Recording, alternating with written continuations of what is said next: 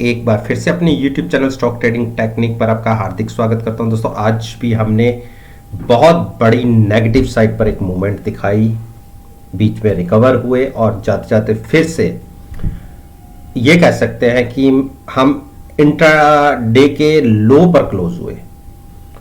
और अगर मेरी परफॉर्मेंस को एनालाइज करना चाहते हैं कि जो मैंने कल की वीडियो में आज के सेशन के लिए बोला था, वो नीचे वीडियो है, लिंक को देखिए और आज के सेशन के साथ कंपेयर कीजिए और यकीन मानिए आप मायूस नहीं होंगे। अब चलिए 25 मार्च की क्या पॉसिबिलिटी बनती है निफ्टी इंडेक्स के अंदर, चलिए एक बार उसको देखते हैं। देखिए ये मैंने, आप सभी जो मेरे को देखते हुए आ रहे हैं उनको पता है कि ये मैंने ट्रेंड लाइंस कैसे ड्रॉ की हुई हैं। ये जो ट्रेंड लाइन है ये अपसाइड की, जो 8 जून से मैंने ड्रॉ की थी, जो हाइज लगे थे उसको रिप्रेजेंट करती हुई ये ट्रेंड लाइन थी। और उसके बाद ये ब्लू लाइन थी जो 31 जुलाई के बाद हाइज लगे उसको रिप्रेजेंट करती हुई ये लाइन थी।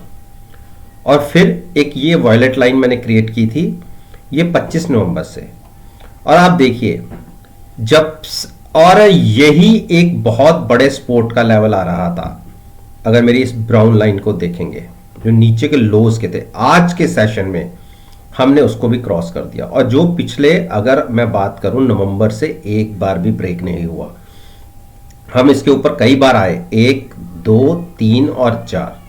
आज हमारी क्लोजिंग इसके नीचे आ गई है, तो ये थोड़ा सा रिस्की बात बनती है। अब यहां से हमें क्या देखना है? देखिए गिरावट निफ्टी के अंदर ऑलरेडी काफी आ चुकी है और ऐसा भी 39 के आसपास है, लेकिन जैसी क्लोजिंग मिली है ये थोड़ा सा डराने वाली है। तो कल की ओपनिंग बहुत मैटर करेगी। कल अगर फिर से हम नीचे ओपन होते हैं तो निफ्टी 14,080 तक गिर सकता है।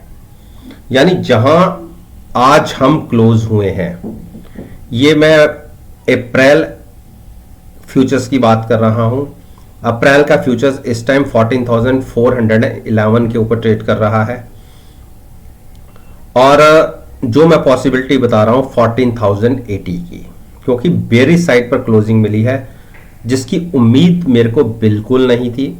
और मैंने अपनी पिछली वीडियो में कहा था कि यहां पर जाके हम संभल सकते हैं। और यहां से देखिए कई बार ये निफ्टी यहां से लौटी भी है, लेकिन अब हमें क्या करना है? जब तक निफ्टी, आप ये मानिए 14,550 के नीचे है और 14,670 को ब्रेक करके ऊपर ट्रेड करना शुरू नहीं करती, तो आप कोई अभी फिलहाल पॉजिटिव साइड पर मत सोचिएगा। लेकिन यहां से क्या और गिरावट आ सकती है? बिल्कुल आ सकती है, जैसा कि आज हमें साइन मिले हैं। तो अगर हम नेगेटिव साइड पर ओपन हुए तो आप ये मान के चलिए 14,000 की कॉल बाय करके आप फ्यूचर एक सेल करने की स्ट्रेटजी ले सकते हैं 14,080 के टारगेट के लिए, अगर गिरावट और गहराती है तो। बाकी पॉजिटिव साइड पर अगर सोचना चाहते हैं तो 14,670 के ऊपर ट्रेडिंग मिले और 14,730 क्रॉस हो जाए तो एक अच्छा जबरदस्त रिवर्सल देखने को मिल सकता है। तब तक लॉन्ग साइड पर मत रहिएगा। शॉर्ट पर पोजीशन बन सकती है, लेकिन वो तभी अगर हम शॉर्ट साइड पर ओपन होंगे। और हाफ एंड आवर देखिए तो ही शॉर्ट पोजीशन विद हैचिंग रखिएगा। ऐसे ही मैं बैंक निफ्टी के ऊपर अपना आपसे बात करता हूं। देखिए बैंक निफ्टी ने भी अपनी सारी क्रूशियल सपोर्ट्स ब्रेक की हैं। मैं थोड़ा सा इसे और एक्सटेंड कर देता हूं। और आज मैंने ये लाइन, जो अब मेरी ट्रेंड लाइन है, ये आज मैंने चेंज की हैं।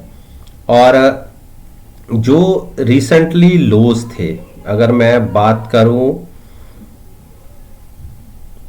थोड़ा सा मैं बात करता हूं आपसे 30 सितंबर से, 30 सितंबर को के आसपास का जो लो था, अगर उस लो को अगले लो के साथ मैं एक ट्रेंड लाइन को ड्रॉ करूं तो हमारा जो प्राइस बन के निकल के आता है वो 33,570 के आसपास का था, जिसको आज के दिन में इसने ब्रेक किया, यहां ओपन हुआ और उसके बाद नीचे तो आप देखिए हम 32,600 तक गिर गए थे, लेकिन वहां से जाते जाते संभले और 33,270 के आसपास की क्लोजिंग मिली है।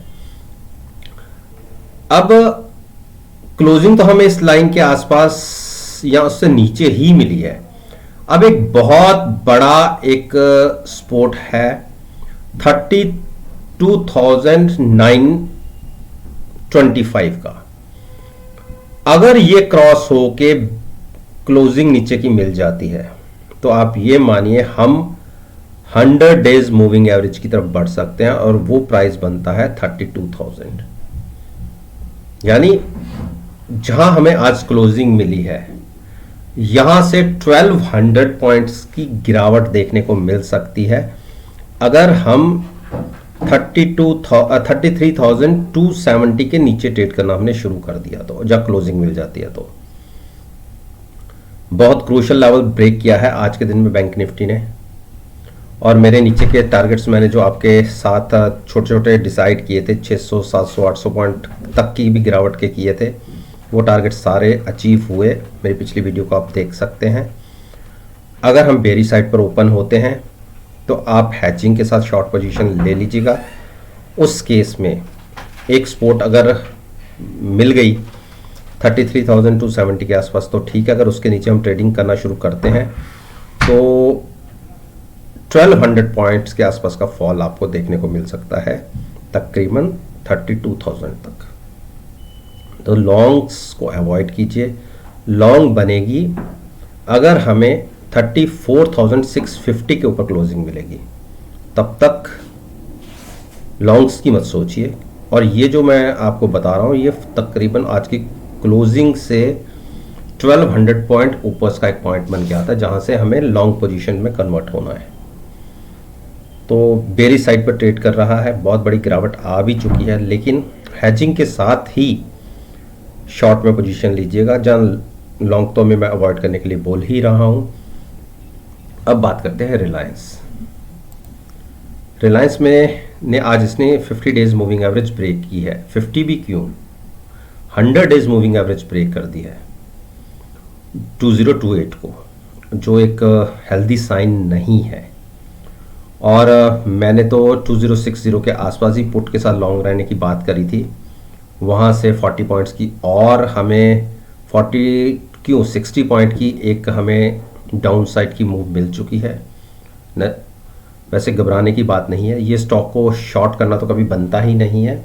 हाँ, डिप पे बाइंग करना बनता है, और जो ये मैंने पिछली अपनी वीडियो में बोला भी था। हाँ, आज के दिन में एक नुकसान पे जरूर है ना, लेकिन पुट में हमें प्रॉफिट है और फ्यूचर्स के अंदर थोड़ा सा नुकसान आ रहा है। तो फ्रेश पोजीशन तो शॉर्ट साइड पर बनती है, लेकिन कोई शॉर्ट साइड पर पोजीशन नहीं लेना चाहता तो कोई बात नहीं। लेकिन जिनकी पोजीशन पहले से मैंने लॉन्ग करवाई हुई है वो तो हेजिंग के साथ ही इन्वॉल्व है, तो आप उस पोजीशन को कैरी करिए। हो सकता है कि एक डिप 1940 तक मिल जाए, तो वहाँ से फर्दर जिसने नई पोजीशन लेनी हो वो बाय करके चले।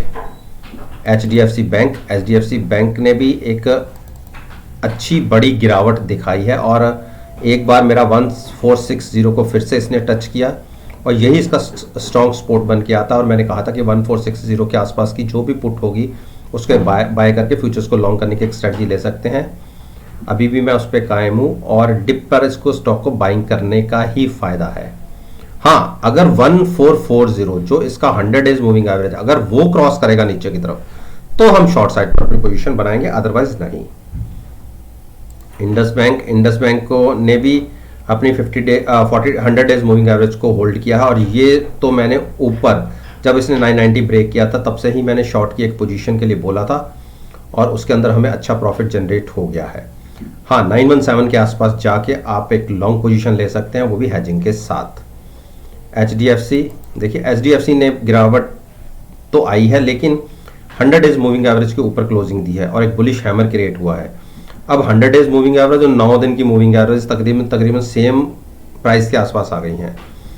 बहुत क्रूशल लेवल है। अगर हमें 2460 के नीचे क्लोजिंग मिल जाती है तो एक डाउनफॉल दिख सकता है, लेकिन इस स्टॉक के अगर मैं मान के चलूँ तो मुझे डिप के ऊपर स्टॉक को बाइंग करना ही अच्छा लगता है। अगर हैजिंग के साथ इसको लॉन्ग में रहेंगे तो थोड़ा सा सेंटीमेंट्स बिगड़े हुए हैं, लेकिन अल्टीमेट आपको प्रॉफिट ही जनरेट होता है। तो जिसने पुरानी पोजीशन मैंने 2480 के आसपास जो पहले मैंने बात करी थी, जब यहाँ पे ट्रेड करता था कि आप पुट के साथ लॉन्ग में रह सकते हैं, तो वो पोजीशन अभी भी कैरी करिए। नई पोजीशन 2460 के नीचे क्लोजिंग पे शॉर्ट करने की बनेगी, उस केस में at the money call buy करके आप फ्यूचर सेल करने की स्ट्रेटजी ले सकते हैं। अदरवाइज पुरानी पोजीशन को आप होल्ड करिए जब तक 2460 ब्रेक नहीं करता। कोटक महिंद्रा बैंक ने एक बहुत मेरा क्रूशियल सपोर्ट था जो 1768 था। मैं यहाँ कह रहा था कि आप इसके आसपास आए तो यहाँ से एक लॉन्ग कीजिए, पुट को बाय करके फ्यूचर्स को लॉन्ग कीजिए।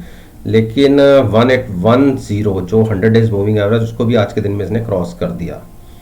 और पहले देख लेते हैं, इसकी RSI 34 है, तो मैं और फर्दर इसको नहीं कहूँगा कि आप कोई पोजीशन अभी क्रिएट करें। हाँ, वैसे तो यहाँ से शॉर्ट पोजीशन बनती है, लेकिन उसके लिए आपको ये काम करना पड़ेगा 1810 के आसपास की जो भी एट द मनी कॉल होगी उसको बाय करके फ्यूचर सेल करने की एक स्ट्रेटजी बनती है।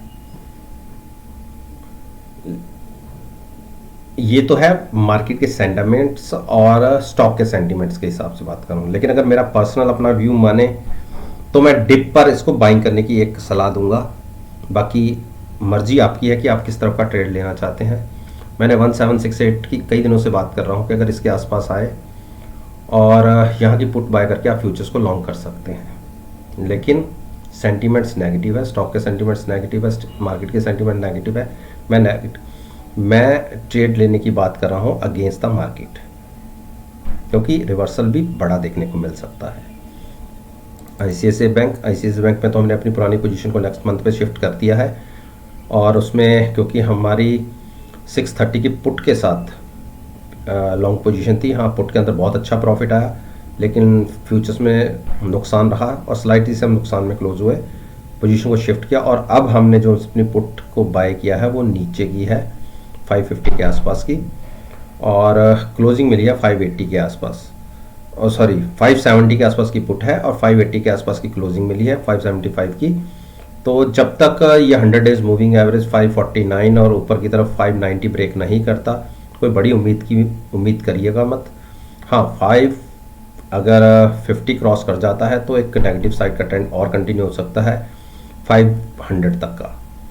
तो शॉर्ट लेनी है तो 549 के नीचे ट्रेडिंग पर लीजिएगा, at the money call buy करके फ्यूचर सेल करने की स्ट्रेटजी लीजिएगा। और इसके ऑपोजिट जब तक 585 और 600 को ऊपर की तरफ क्रॉस नहीं करता तो लॉन्ग पोजीशन अवॉइड कीजिए। एक्सिस बैंक में देखिए 680 तक के टारगेट लग गए, जो मेरा एक मैंने टारगेट बताया भी था जब हमने यहाँ से ब्रेक करके 50 डेज मूविंग एवरेज ब्रेक करके हमने नीचे क्लोजिंग कल के सेशन में दिखाई थी। 710 की कॉल के साथ मैं कहा था कि आप फ्यूचर सेल करने की एक स्ट्रेटजी ले सकते हैं, कॉल बाय करके फ्यूचर सेल करने की एक स्ट्रेटजी ले सकते हैं। आज अच्छा काम किया और उसने 680 तक के टारगेट दिखाए। अब एक प्राइस बनता है 665 का। अगर क्लोजिंग बेसिस पे वो ब्रेक होता है तो उसके नीचे जाके आप एक बड़ी मूव के लिए शॉर्ट की पोजीशन ले सकते हैं। अदरवाइज फिलहाल यहाँ पर मत लीजिएगा शॉर्ट की पोजीशन। 665 ब्रेक होने के बाद क्लोजिंग मिली है हमें 698 के आसपास की, और इसके बिल्कुल ऑपोजिट 735 क्रॉस होगा तो ही लॉन्ग उसमें चाहिएगा। जैसा कि हम अपनी पोजीशन को ऑलरेडी कैरी कर रहे हैं, 740 की पुट बाय की हुई थी हमने और फ्यूचर्स को लॉन्ग किया हुआ था, जिसमें पुट में तो प्रॉफिट मिल गया, लेकिन अब हमने पुट नीचे पे शिफ्ट किया और फ्यूचर्स को एज इट इज़ लॉन्ग रखा हुआ है।